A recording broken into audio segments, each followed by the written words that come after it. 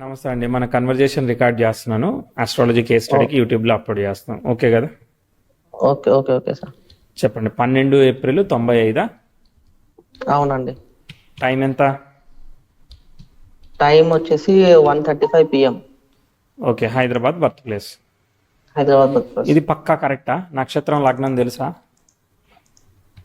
పుబ్బ సింహ రాశి, పుబ్బ రెండో పాదం అనుకుంటా. ఒకటో పాదం వచ్చింది మరి. ఒకటో పాదం రెండో పాదం అంత పాదం అయితే అదే పుబ్బ దాకా తెలుసు నాకు. Okay okay. Right right right. So చెప్పాలి, ఏం చేస్తున్నారు మీరు? మీకు ఏం కావాలి? నేను ఇప్పుడు ప్రజెంట్ ఎంప్లాయీ, సొంతంగా బ్రాండ్ బిల్డ్ చేద్దాం అనేసి అనుకుంటున్నా. ఏం ఎంప్లాయీ మీరు? నేను FMCGM లో, అంటే నేను ఇప్పుడు ప్రస్తుతానికి మన క్యాడ్బెల్ లో employee. Okay okay okay okay. So మీరు మాకు చాక్లెట్స్ కావాలంటే ఇచ్చేస్తారు అయితే. ఎప్పుడైనా అండి. Thank you. సో ఒక 5 minutes అట్లా వెనక్కి వేసుకుంటే టైము సరిపోతుంది. So okay. 13-29 వేసుకున్నా నేను. చరలగ్నానికి శుక్ర నక్షత్రం, కర్కాటక లగ్నం కదా మీరు పుట్టింది. ఓకేనా? ఓకే. ఓకే అండి. సో కర్కాటక లగ్నము. ఆ, లగ్నం తెలుసా కర్కాటక లగ్నం అని?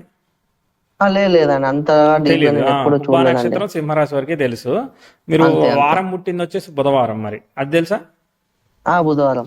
Okay okay. టైం అయితే రిటర్న్ టైమే ఉన్నట్టున్నది, పక్కగానే ఉన్నది. ఒక 5 minutes డిఫరెన్స్ ఉన్నది అంతే. ఓకే సరే. ఓ, చూద్దాం అయితే. సో ఇది ఎప్పటి నుంచి నేను కొన్ని ఈవెంట్స్ చెప్తాలే. అయితే కొన్ని ఈవెంట్స్ చెప్తాను. సో అవి నీ సరిపోతే నేను ముందుకు చెప్తాను. ఓకేనా? ఓకే. ఓకే అండి. సో 1996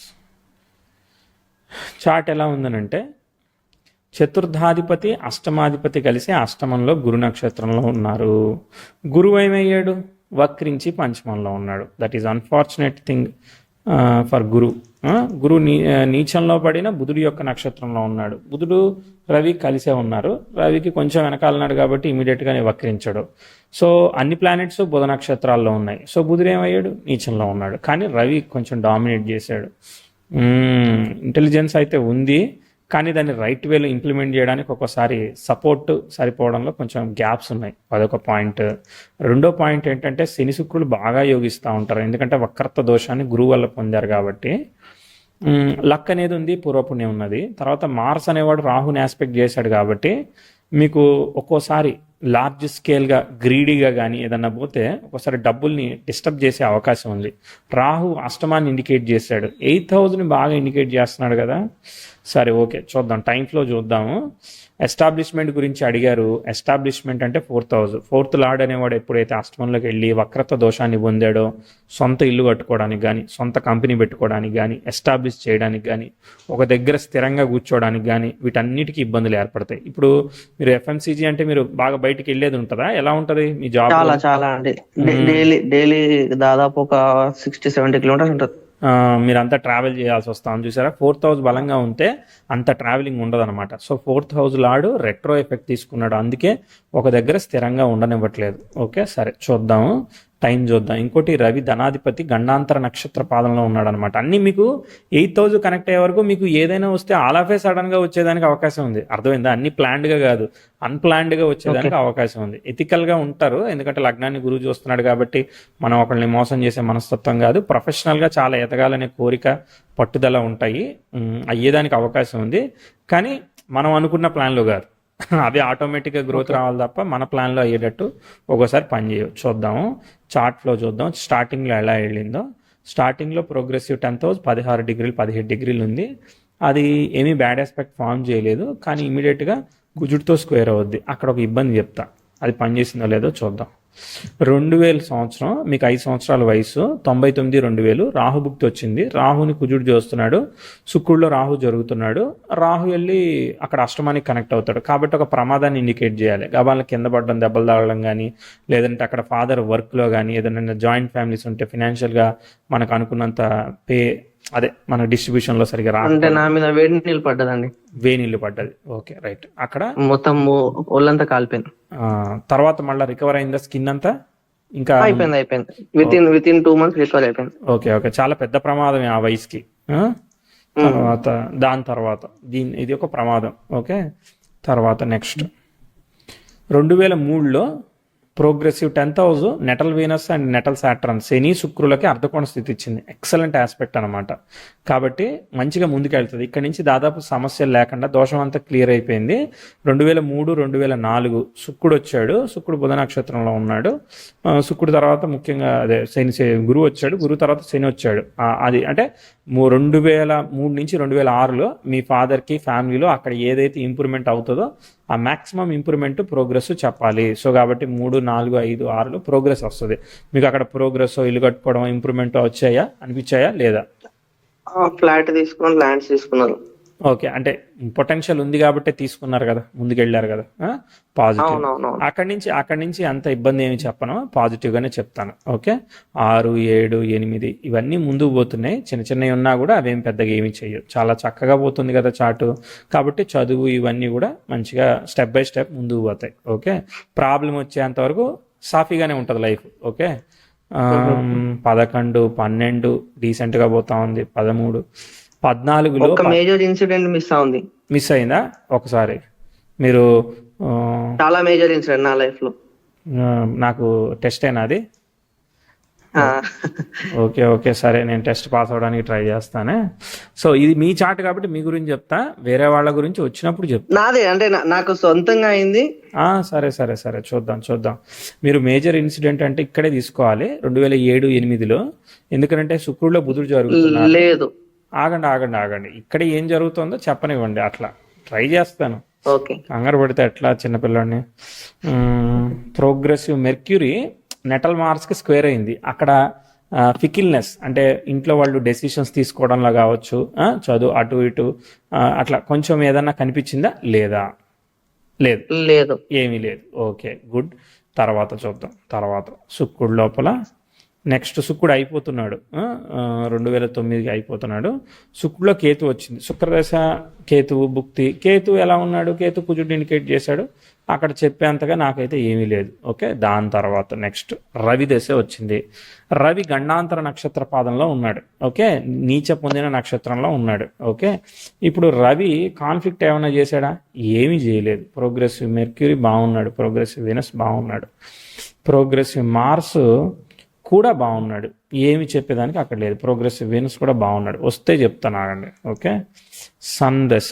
సన్లో రాహు వచ్చాడు 2011 నుంచి 12. ఓకే, ఎస్, రాహు వచ్చినప్పుడు రవి రాహులకి షష్టాష్టకాలను అయ్యి రాహు ఏమో అష్టమానికి కనెక్ట్ అయ్యాడు. ఓకే, మళ్ళీ 2011 ఆగస్టు నుంచి 12 జూలై మధ్యలో మీకు అక్కడ చదువు కానీ, లేదంటే ఒకసారి ఫాదర్ హెల్త్ కానీ, లేదంటే డ్రైవింగ్ కానీ, అట్లాంటి ఏదైనా మదర్ హెల్త్ కానీ, హాస్టల్లో దూరంగా ఉండడం కానీ అట్లాంటివి ఏమైనా పనిచేసాయా లేవా?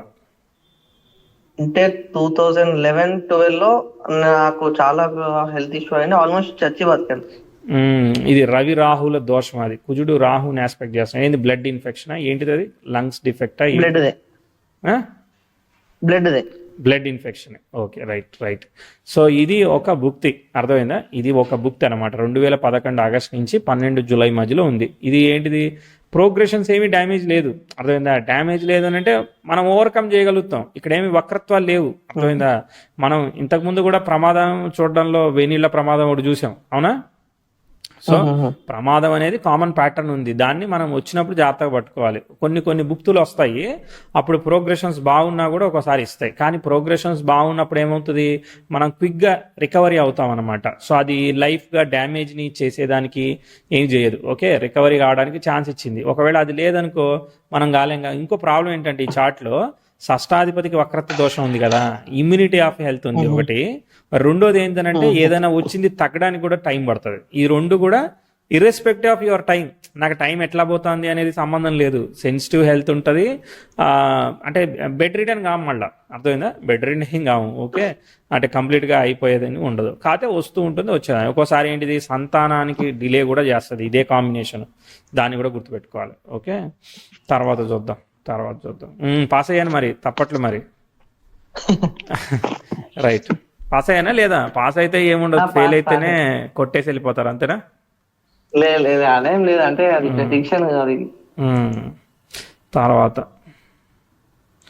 తర్వాత ఏంటిది, తర్వాత ఏం లేదు, మామూలుగానే వెళ్తా ఉంది చార్టు. ఇప్పుడు 14-15లో మీకు మళ్ళీ ఇంప్రూవ్మెంట్ అంటే రేపొద్దున కెరియర్కి ఉపయోగపడే విధంగా అక్కడ ఏదైనా ఒక అవేర్నెస్ రావడం కానీ, వ్యూ చేంజ్ అవ్వడం కానీ, 10th హౌస్ ట్రైన్ యురేనస్ అంటే ఇంప్రూవ్మెంట్ రావడం కానీ అట్లాంటివి ఏమైనా కనిపించాయా లేదా?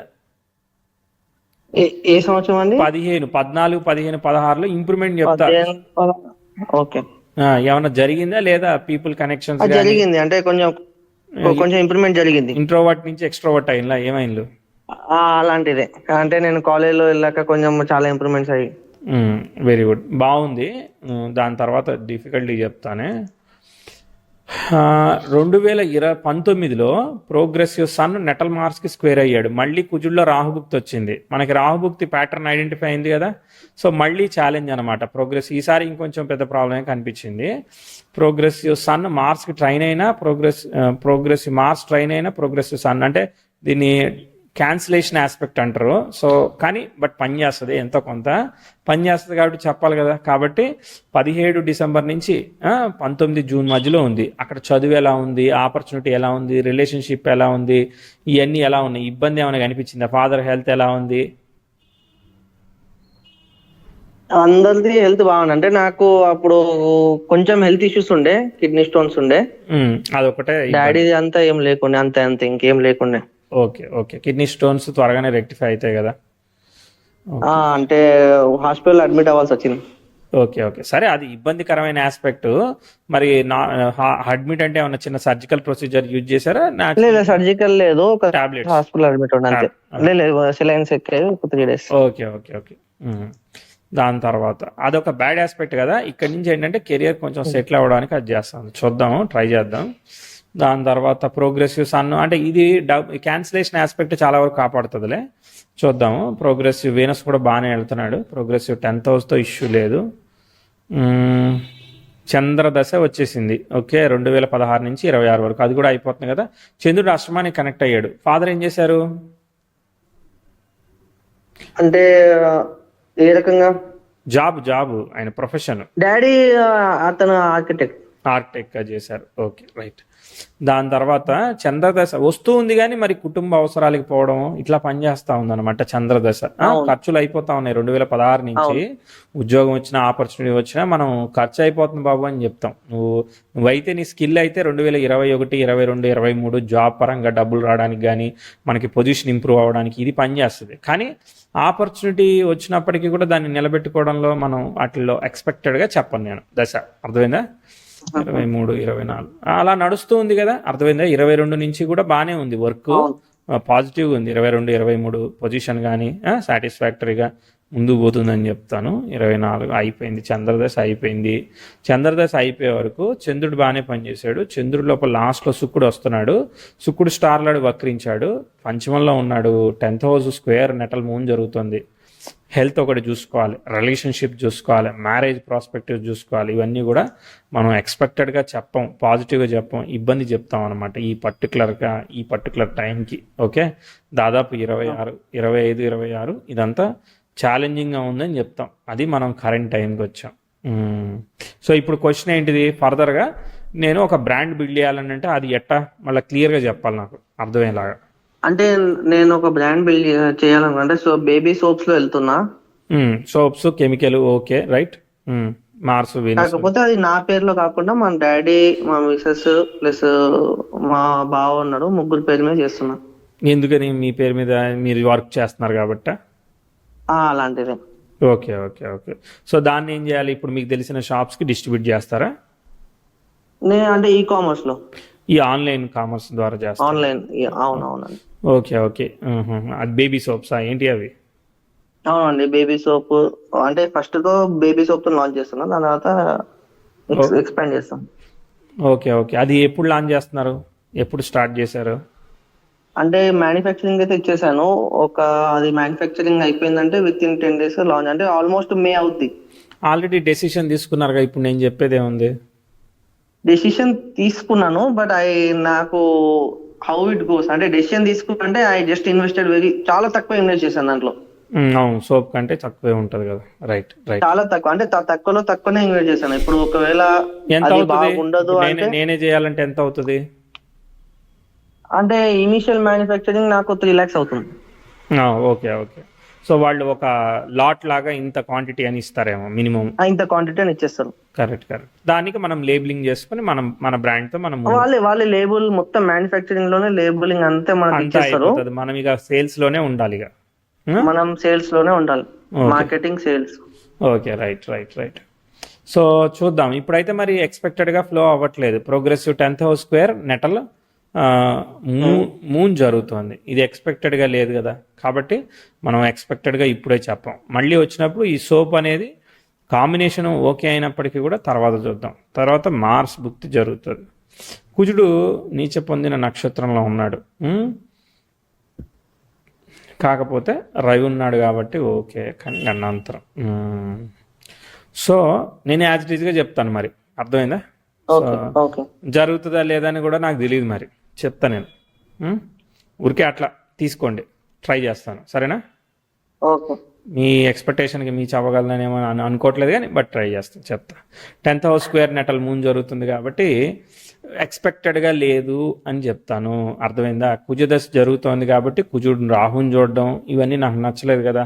సో దశలాడు, దాని స్టార్ లాడ్ అయిన వాడు బుధుడు గురువుని ఇండికేట్ చేశాడు, ఆయన వక్రి. కాబట్టి ఏంటంటే మెజారిటీ ఆఫ్ ఒరిజినల్ కాంబినేషన్గా ఇష్యూ ఉంది, దాంతోపాటు మెజారిటీ ఆఫ్ ద టైం ఫ్లోని బట్టి చూడాలి. ప్రస్తుతానికైతే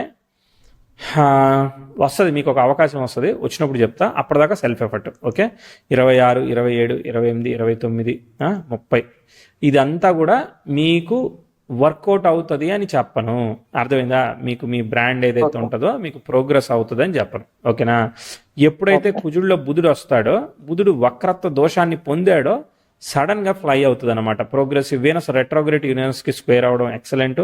ప్రోగ్రెసివ్ 10th house రెట్రోగ్రేడ్ జూపిటర్కి ఆపోజిషన్ వెళ్ళడం excellent. Progressive 10th house sextile to natal Mars form అవడం ఎక్సలెంట్. కాబట్టి ఇన్ని ఎక్సలెంట్లు ఉన్నాయి కాబట్టి మరి ఇక్కడ అది బ్రాండ్ అంటారా ఏమంటారో తెలియదు, కానీ మొత్తానికి ఎస్టాబ్లిష్మెంట్ ఓన్లీ మార్కెటింగ్ కాబట్టి మీకు చాలా సేఫ్, అర్థమైందా? ప్రొడక్షన్ ఒక దగ్గర కాకుండా మార్కెటింగే చూసుకుంటున్నారు అనేది మీకు చాలా అడ్వాంటేజ్ అవుతా ఉంది. ఓకే, కాబట్టి మీకు బుధుడు కూడా వక్రత దోషం పొందాడు కాబట్టి మీకు మార్కెటింగ్ అనేది చాలా కలిసి వస్తుంది, ఎక్స్ట్రీమ్లీ కలిసి వస్తుంది, అర్థమైందా? మార్కెటింగ్ అనేది ఎక్స్ట్రీమ్లీ కలిసి వస్తుంది. 9 రవి చలనకారకుడు కదా, కాబట్టి బాగా ట్రావెలింగ్ వీటి నుంచి బాగా కలిసి రావడం అనేది చాలా బాగుంది.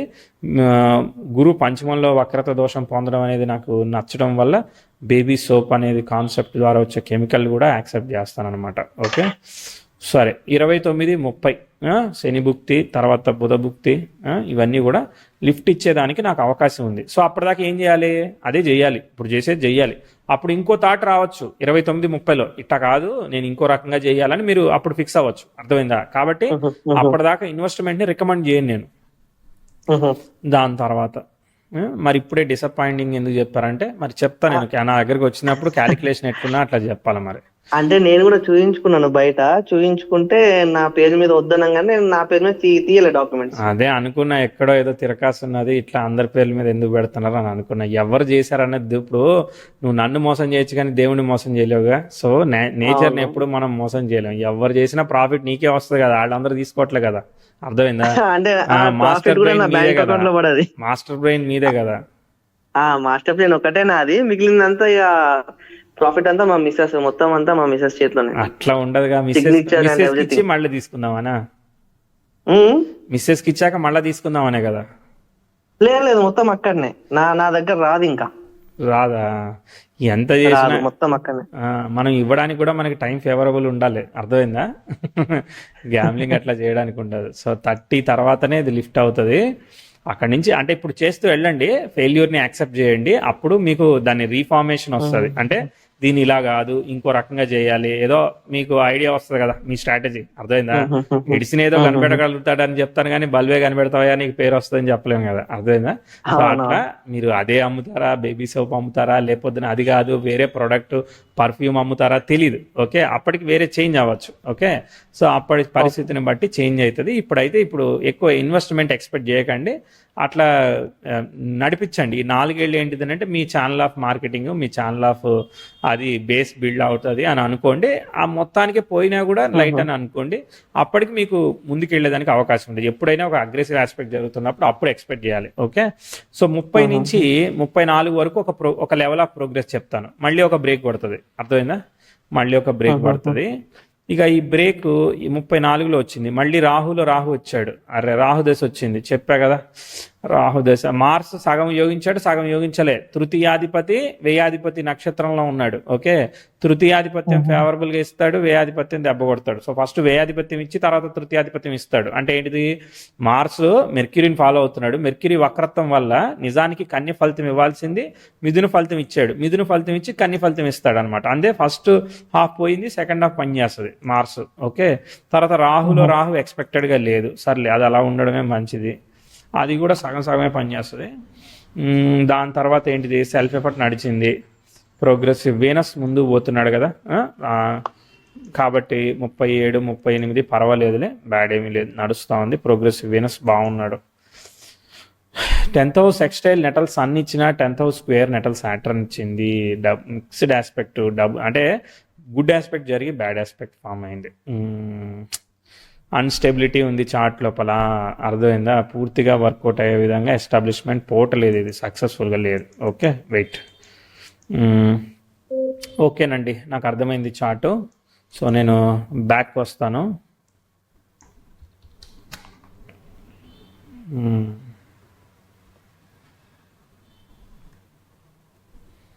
సో బేసికలీ ఏం జరుగుతూ ఉంది అని అంటే, మీకు గ్రోత్ వస్తూ ఉంది, ఫాల్ కూడా వస్తూ ఉన్నది. గ్రోత్ వస్తూ ఉంది, ఫాల్ కూడా వస్తూ ఉంది. అంటే ఏంటిది? స్టేబుల్గా వెళ్ళట్లేదు ప్రొడక్షన్. అర్థమైందా? కాబట్టి జాబ్ ఈజ్ హై రికమెండెడ్. జాబ్కే చాలా మంచిగా. మరి పే ఎట్లా వస్తుంది? మంచిగా వస్తుందా? సాటిస్ఫాక్టరీగా మీకు? Satisfactory pay. Very good. So అది కంటిన్యూ చేయండి. యాక్చువల్గా దాన్ని వదలకండి అసలు. అర్థమైందా? తర్వాత దశాంశ లగ్నం సింహలగ్నం అయింది. సింహలగ్నానికి ధనాధిపతి వేయంలో పడ్డాడు. ధనాధిపతి వేయంలో పడితే కుటుంబ వ్యయానికన్నా పోతుంది, లేదంటే బాగా తిరిగి సంపాదించాల్సి వస్తుంది. దశమాధిపతి సప్తమాధిపతి కలిసి తృతీయంలో ఉన్నారు. బాగా మార్కెటింగ్కి అసలు చాలా చాలా ఎఫిషియెంట్గా ఉంది చార్ట్. అంటే you are apt for the marketing అనమాట. అర్థమైందా?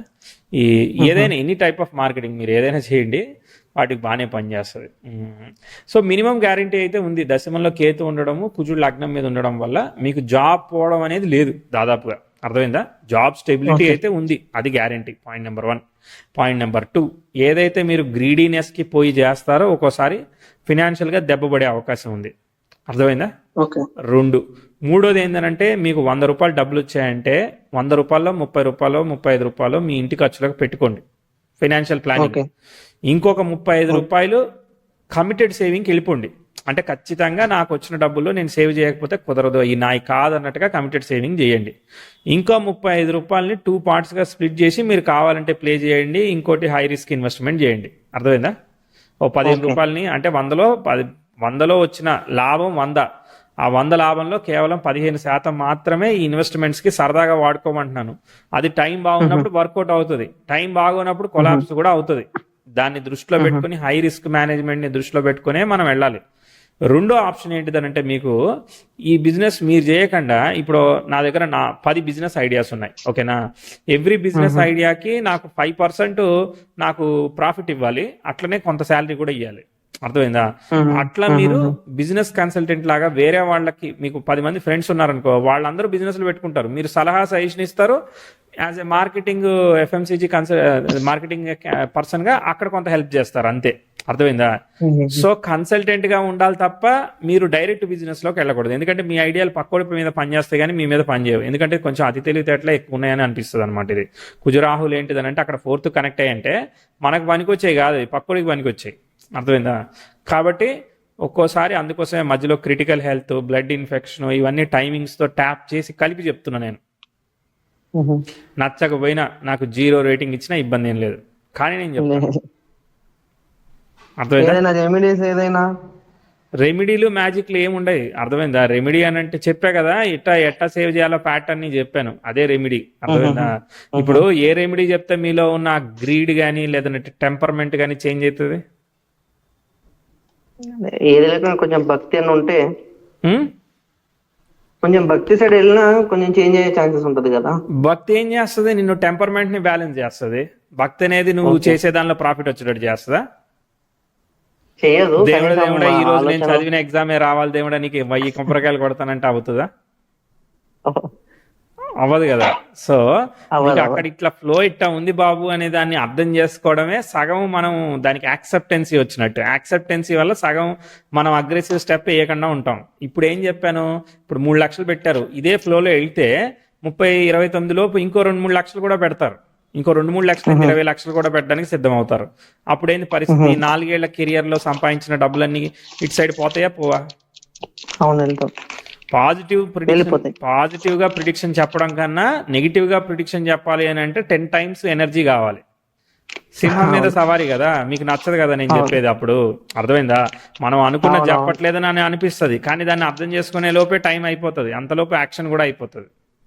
అవును, అది ప్రాబ్లం అనమాట. దీనిలో వాలిటిలిటీ ఉన్నది. నువ్వు ఎప్పటికప్పుడు ఈ నెల రోజులకి బిజినెస్ 2 నెల రోజుల తర్వాత ఉండదంటే నువ్వు ఏం చేస్తావు? నువ్వు ఎట్లా చేస్తావు బిజినెస్ చెప్పు నాకు, అట్లా చేయమని చెప్తున్నా నేను. అచ్చా. మీకు అర్థమైందా? సిచ్యువేషన్ తగ్గట్టుగా చేంజ్ చేసుకోవాలి. ఇప్పుడు నేను బాగా ఎస్టాబ్లిష్మెంట్ చేస్తాను, నేను చాలా పెద్ద విజనరీ, 10 ఏళ్లకు ప్లాన్ చేశాను, 20 ఏళ్లకు ప్లాన్ చేశాను, అవన్నీ చెప్పొద్దు నాకు, అర్థమైందా?